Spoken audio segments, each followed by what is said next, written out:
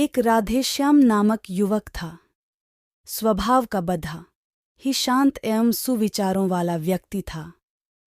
उसका छोटा सा परिवार था जिसमें उसके माता पिता, पत्नी एवं 2 बच्चे थे। सभी से वो बेहद प्यार करता था। इसके अलावा वो कृष्ण भक्त था और सभी पर दया भाव रखता था। जरूरतमंद की सेवा करता था, किसी को दुख नहीं देता था। उसके इन्हीं गुणों के कारण श्री कृष्ण उससे बहुत प्रसन्न थे और सदैव उसके साथ रहते थे। और राधेश्याम अपने कृष्ण को देख भी सकता था और बातें भी करता था। इसके बावजूद उसने कभी ईश्वर से कुछ नहीं मांगा। वह बहुत खुश रहता था क्योंकि ईश्वर हमेशा उसके साथ रहते थे, उसे मार्गदर्शन देते थे।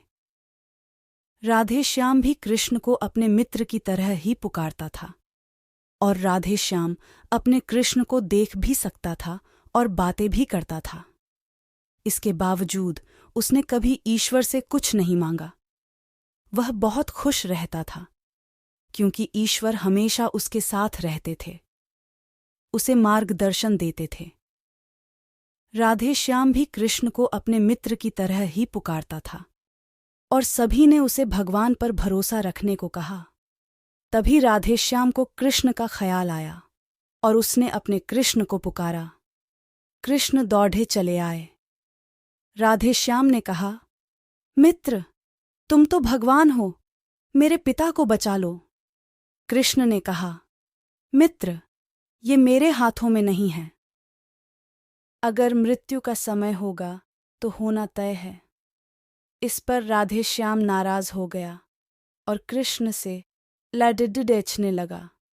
गुस्से में उन्हें कोसने लगा। भगवान ने भी उसे बहुत समझाया पर उसने एक ना सुनी। तब भगवान कृष्ण ने उससे कहा, मित्र, मैं तुम्हारी मदद कर सकता हूं, लेकिन इसके लिए तुम्हें एक कार्य करना होगा। राधेश्याम ने तुरंत पूछा, कैसा कार्य?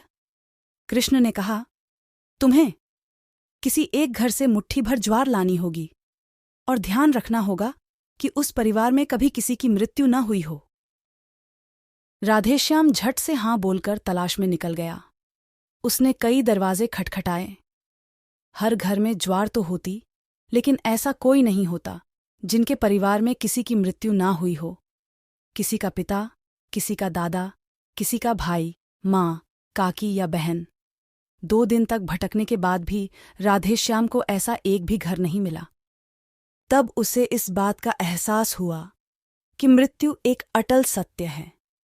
इसका सामना सभी को करना होता है। इससे कोई नहीं भाग सकता और वो अपने व्यवहार के लिए कृष्ण से क्षमा मांगता है और निर्णय लेता है। जब तक उसके पिता जीवित हैं, उनकी सेवा करेगा।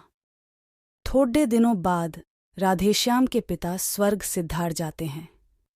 उसे दुख तो होता है, लेकिन ईश्वर की दी उस सीख के कारण उसका मन शांत रहता है।